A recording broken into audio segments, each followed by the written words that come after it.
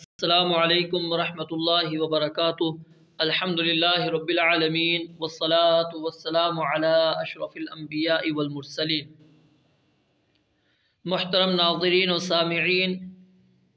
آپ سنن ابن ماجہ ابواب التجارات سماعت فرما رہے ہیں۔ آج ابواب التجارات کا لیکچر نمبر 49 ہے۔ باب من قال لا ربا الا فی النسیئہ۔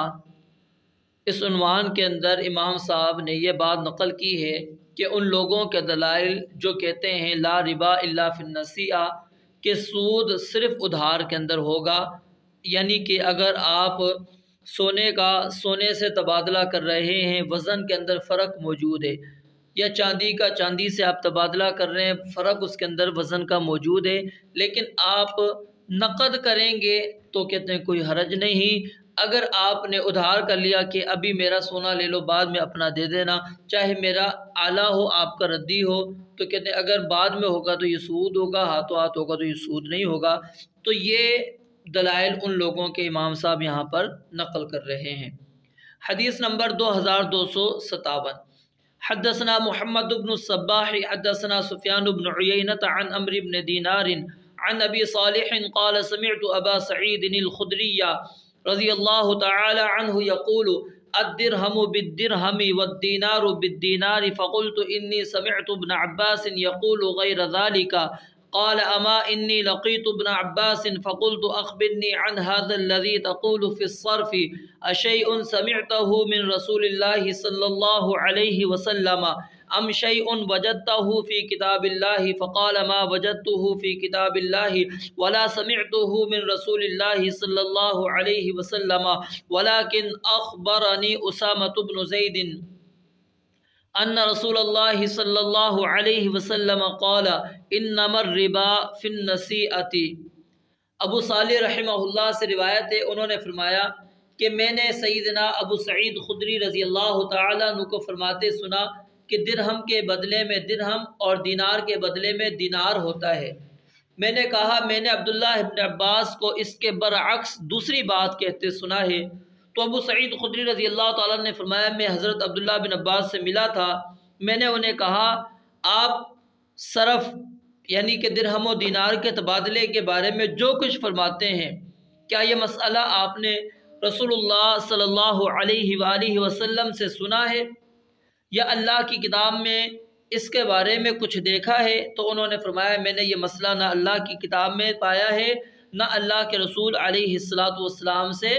سنا ہے، لیکن مجھے اسامہ بن زید رضی اللہ تعالیٰ عنہ نے بتایا تھا کہ نبی علیہ السلام نے فرمایا کہ سود صرف ادھار میں ہوتا ہے،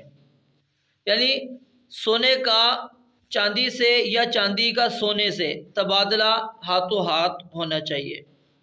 اسی طرح مختلف ممالک کی جو کرنسی ہے ان کا تبادلہ بھی موجودہ شرع کے مطابق ہاتھوں ہاتھ ہونا چاہیے۔ اگر کوئی انسان کہے کہ میرے پاس امریکی ڈالر ہیں، میں ان کے بدلے میں سعودی ریال لینا چاہتا ہوں، تو دوسرا شخص کہے کہ مجھے ڈالر دے دو، میں ان کے بدلے میں اتنے ریال تمہیں کل دے دوں گا، تو یہ درست نہیں ہے۔ اور تیسری بات یہاں سے یہ بات ثابت ہو گئی کہ صحابہ کرام رضوان اللہ علیہم اجمعین حدیث کو حجت سمجھتے تھے، اور جو حدیث رسول اللہ صلی اللہ علیہ وسلم سے براہ راست نہ سنی ہو بلکہ کسی دوسرے شخص کے واسطے سے پہنچی ہو تو اس کے اوپر بھی عمل کرنا ضروری سمجھتے تھے۔ تو یہ جو آخری جملہ ہے کہ سود صرف ادھار میں ہوتا ہے، یہ اس صورت میں ہے کہ جب تبادلہ کی جانے والی اشیاء مختلف اجناس کے ساتھ تعلق رکھتی ہیں۔ مثال کے طور پر سونا اور چاندی، گندم اور کھجور یا گندم اور جو، ان کا تبادلہ کمی بیشی کے ساتھ درست ہے، یعنی 1 گرام اگر آپ سونے کے بدلے میں 10 یا 15 گرام چاندی کا تبادلہ کرتے ہیں، یا 1 من گندم کے بدلے میں 2 من آپ جو کا تبادلہ کرتے ہیں، تو یہ جائز ہے بشرط کہ دونوں طرف سے نقد ادائیگی ہو۔ ایک ہی چیز کا تبادلہ کمی بیشی کے ساتھ نقد بھی درست نہیں، یعنی کہ سونے کے ساتھ یہ کمی بیشی کے ساتھ جائز نہیں ہے۔ 1 من اچھی گندم دے کے آپ 2 من ہلکی گندم لے لیں تو یہ جائز نہیں ہے، چاہے دونوں طرف سے فوراً گندم ادا کر دی جائے۔ حدیث نمبر 2258۔ حدثنا احمد بن عبدة قال انبأنا